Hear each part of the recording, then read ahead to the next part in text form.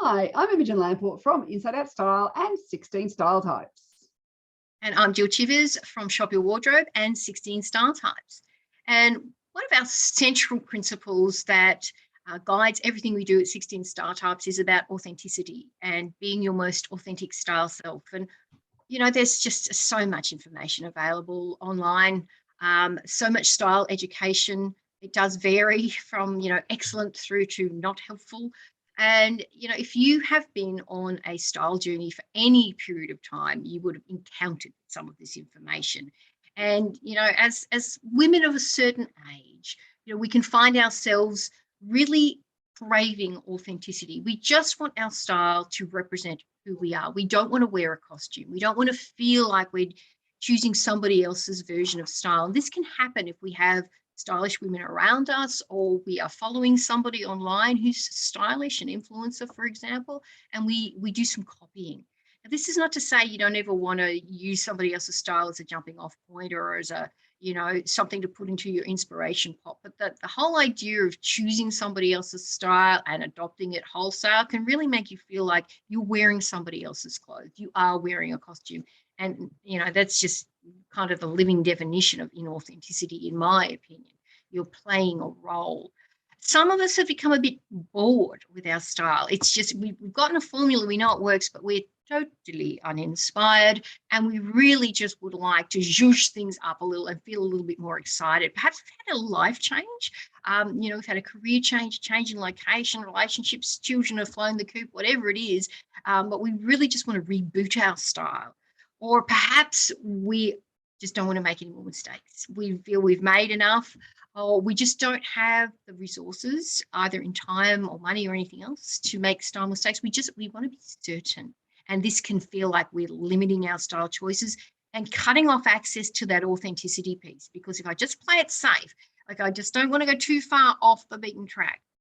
And then, of course, some of us are just a little bit jaded with the whole thing. We're just a bit sick of the entire focus on style. I don't know, it doesn't feel real. Feels like we should be focusing on more important things. Look at the state of the world, would you? When we're talking about style, when what we know is that style is not skin deep. It really goes to the heart of who we are. It can change so many things about how we approach life. It can change our performance at work. It can certainly change how we feel about ourselves. And this is where authenticity becomes just the total foundation of what makes style work. And certainly it's what we're all about here at 16 Style Types. Yeah, I mean, style is part of your identity. I always say that clothes are the things that keep us from being naked in the world, really. And because they touch our bodies, this is something people often don't think about. They don't realize how personal their clothes are to them. It's only when things happen that they start to realize this. And it can be things where, natural disasters. We've had floods in Australia recently. People's entire wardrobes have been, trashed by their house being flooded. And, and I've talked to people in these sorts of situations, and like people donate clothes and stuff, they go, but they're not my clothes. I didn't choose them. And I think that's something really important. We choose our own clothes. And when people say to me things like, it doesn't matter what I wear, or I don't care what I wear, I'll go, okay, if you don't care, then why don't you come to work tomorrow in a clown suit? And they go, oh, I can't do that. It's like, why? Well, because actually it does matter what I wear, and I'm not a clown. And, like they'll suddenly start to maybe possibly think about it goes a little bit further. But I think because we've been getting dressed, and we talked about this in another session, video, is that we have a lifetime of getting dressed, yet so many of us feel like we still don't really know how to do it very well. Yeah. So we've got a couple of questions that we want you to ponder on today. And the first one is that if you don't believe you have an authentic style right now, what do you believe has prevented that from occurring? I think powerful question. Yeah, it's really interesting to think about just why is it that we're not authentic? Why is it? Are we following somebody else's formula? This is where there's plenty of people out there, style people, style gurus, who are telling you all you need to do is wear, a light color and a dark color and a blue hat and patterned shoes, whatever it might be. I've just made that up, but like they've given you a formula, and it's like, if you just follow that, you'll be stylish. But is it authentic to you? Yeah. No, it's somebody else's formula. It may work perfectly for that person, but for you, it's not right. And you might look good in it. And this is where often is the difference, where people say, and I do see this all the time when I'm in people's wardrobes, and I'll come across a garment and they'll like, don't really wear it.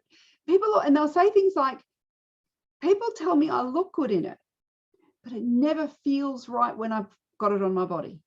Yeah. And this is saying that garment is not authentic to their style, no matter how much other people like it on them, potentially. Yeah. And, that question is a really powerful one. What has gotten in the way of you expressing and feeling and connecting with your authentic style?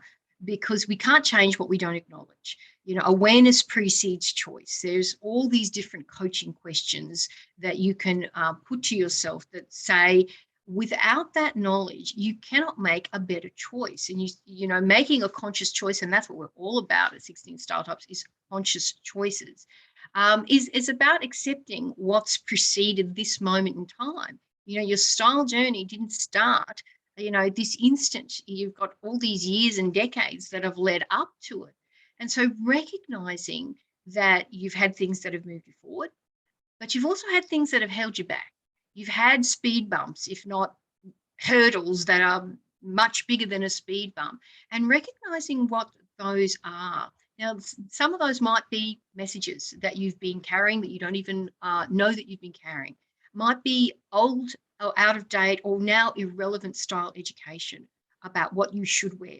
Sometimes there are rules that we've carried around. And one of the early rules I remember when I did my image consulting training was about, if you're over 40, you shouldn't have long hair. And that was just an absolute, rule. Now, and we know there are plenty of examples in the public sphere of women over 40 who have long hair who look fabulous. So that idea of that rule, it's just insane. But if we never shine a light on what's held us back, we can't let go of them. And, we can carry around all this heavy, cumbersome, awkward stuff that's preventing us from truly feeling our most authentic self.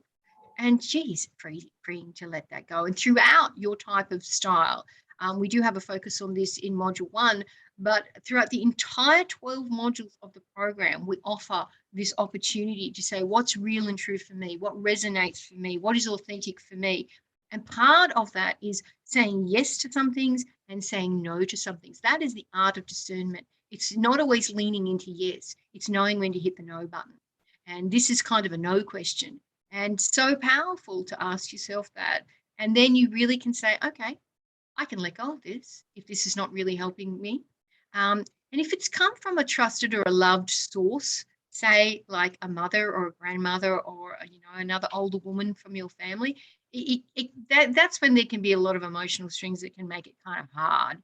But it's also about claiming your own womanhood as who you are, not just a role that you have, or, it's not about disrespecting anybody. It's about claiming what's true and right for you. It's who you are today. We are humans who keep growing and changing our whole lives. So just because it was something that may have worked in the past doesn't mean it works for you and today. And then we can think about, like, let's start thinking about, well, where do I want to go? So this is where you could ask a question of yourself, like, what do you like about what you see when you look in the mirror? Like, that is a starting point. Now, a lot of women have trouble finding anything they like when they look in the mirror. That is something I've heard many times. But it is something, if you can find even the smallest thing, something you can start to play up, that's you. I think that's really where we can start to define, what is it that I want people to see about me? How can I start to develop a style? Maybe this is a starting point, because, you've got to have a starting point. You don't know where you are on the map. You cannot plot a journey. That's right. And look, asking yourself, what do I like when I look in the mirror? It's not about vanity. Now, it might be about a physical feature that, you claim and you say, yes, I like this about my body. It might be something that is not so much, oh, well, I really like my eyes. It might be, I really like the feeling that I bring.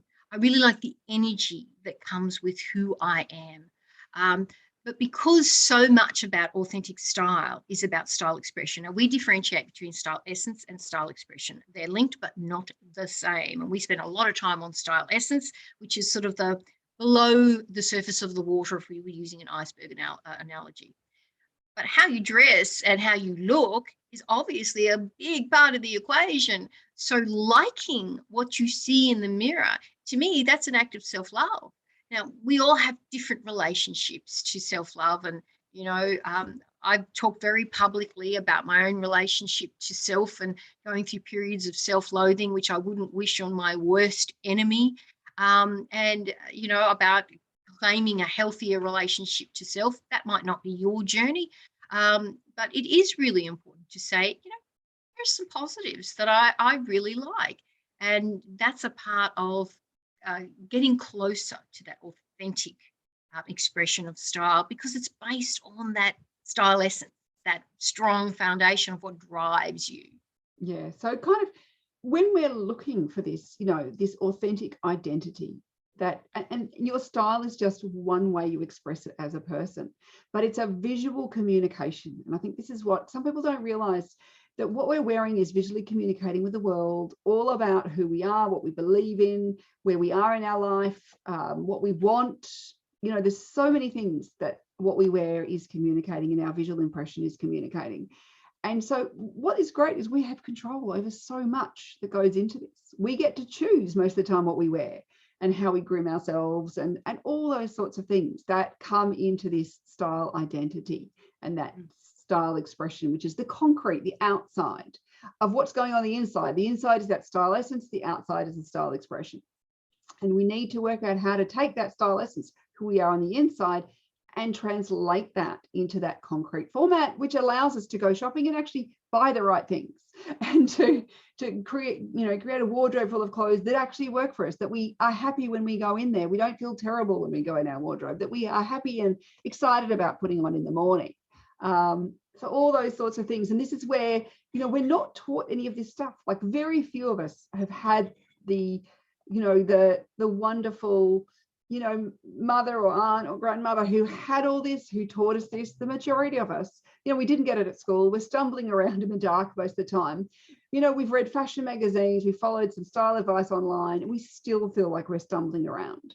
And what we want to do is turn on the light so that you can actually find what works for you in an authentic way, so that you feel like it's not costume, that it's you. It's the best version of you. It's the you want the world to know about. So we cover a lot more. Well, actually, the entire Your Type of Style program could be called Finding Your Authentic Style. So it's all about authenticity. But they're two questions that you can ask yourself right now and explore. They're not one-stop shops in terms of, you know, ask, answer, done. In my experience, they offer a long-term process of, I guess, communication with yourself and with others. But if you are intrigued about this idea of authentic style, if you really want to rejuvenate your sense of style, you want to get re-excited about your sense of style, you know, you may have felt like you've either been wearing a costume or dressing for a role, particularly if you've had to adhere to a corporate dress code, then you might find Your Type of Style is really what you've been looking for as a new pathway. Certainly not like anything else that you'll find online about discovering your style. And we'd certainly love to have you join the program. Absolutely.